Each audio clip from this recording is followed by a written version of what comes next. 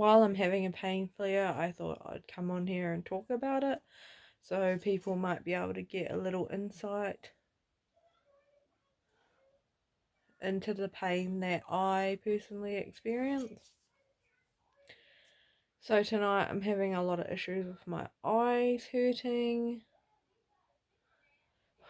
So blinking, and especially on this side, is like excruciating. I just need to get my eyes to be able to stay open.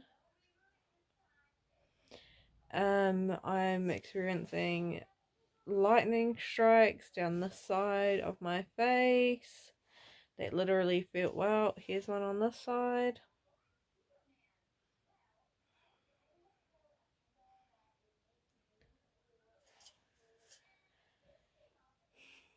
Do I know what's triggered it tonight? Not really. I can't really put my finger on it. I've been sleeping a lot. I do have my period, which, sorry if that's too much information, but I know for a fact that that always makes it flare up worse. The weather's not been too crazy. Haven't had too much of a busy day. I'm not really sure. My eyes are probably giving me the most pain, just sharp pains all through here. So for me personally, touching is not a trigger, thankfully. So generally, other than my ears, I can't touch my ears. If I'm having pain flares on either side in my ears, touching them just sets things off far, far worse than they already are.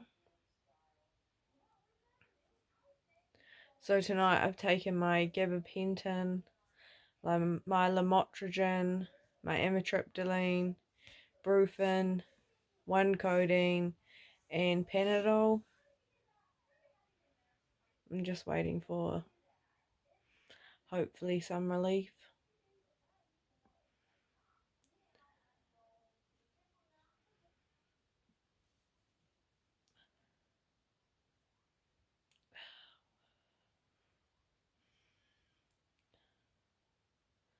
So I'm experiencing a lot of pain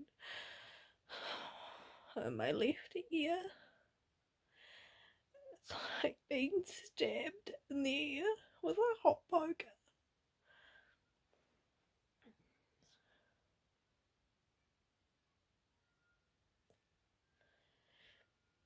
Just waiting it out in silence.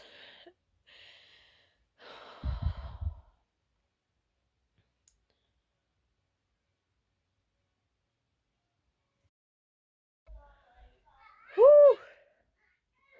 Probably don't touch there on my face. Oh, listen to those children. So an update from that flare, I ended up having a cold shower because I find that the cold water like running on my face and all over my scalp and everywhere just helps like calm everything down. Just this size, like the ear kind of area is still a bit sensitive, just mostly to the touch, so let's not touch that. I just wanted to have a chat about the fact that I have no idea what triggers my teeing off. Like, it could be stress. I've even actually had a doctor tell me that it's because I have 4 children. Excuse me, lady, what would you like me to do with those 4 children? Chuck them away? I don't think that's going to happen. So yeah, stress, lack of sleep, heat, bad weather. On the weather front, we're not winning. Loud noises is definitely a big trigger for me. Or if there's like too many noises happening at once. So like obviously we milk cows and there's the sound of the cow shed, the cows, the radio, my husband talking. Just a combination of noises. It makes my hearing go really weird, and then I just like can feel myself sliding into a trigger. Normally I can get away with it and milking's not too bad, but there has been the odd time that I've had to come home and medicate and then just try and chill and then get back into it. Um, things that I do to how help my flares. I can use ice packs, medications, which there's a blooming lot of them. If I'm out, I've found ways of being able to like help myself because you don't always have an ice pack on hand. You can't always just go lay down in a quiet dark space and write it out.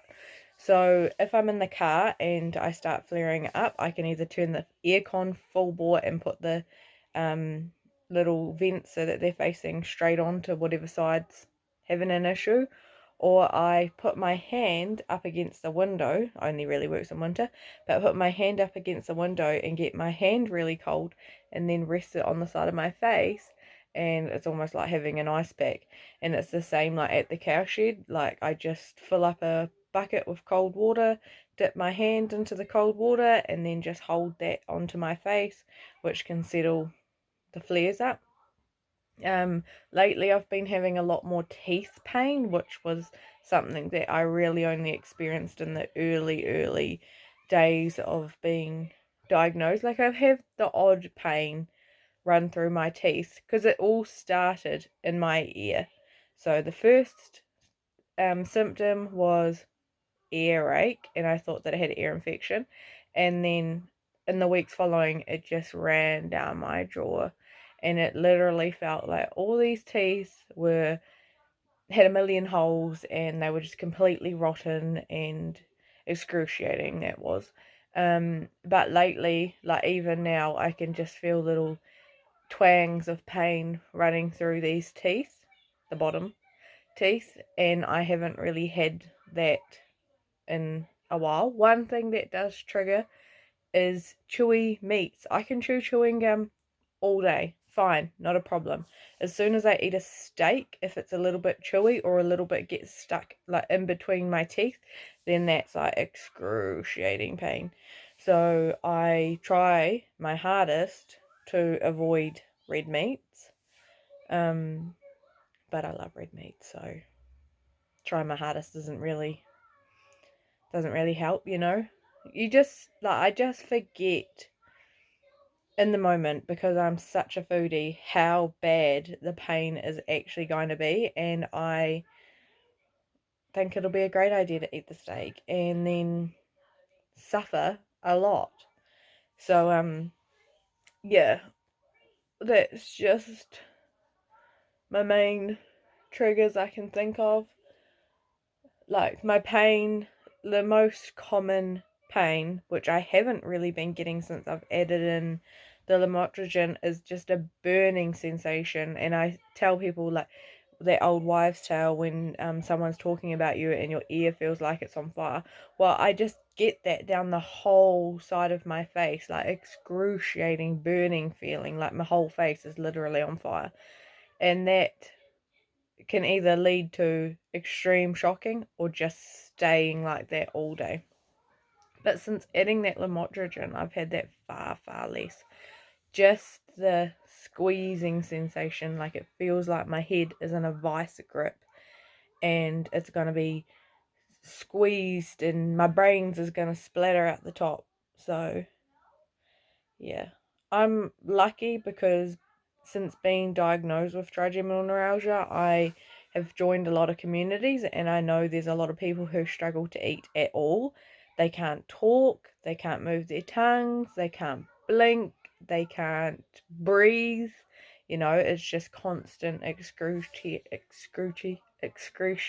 pain for them. So I know I'm lucky, but I also see a lot of things on the community about how like it's progressively got worse for people, and that scares me a lot. I mean, I'm 29 years old in February with 4 young children, and you know, some of these people are in their 60s and have just started their journey, and it really scares me. Like, what will the future hold?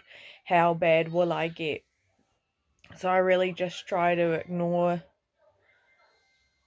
anything like that and just scroll on past and try not to think too far into the future and just focus on the now and getting through each day, each flare as it comes. Yeah.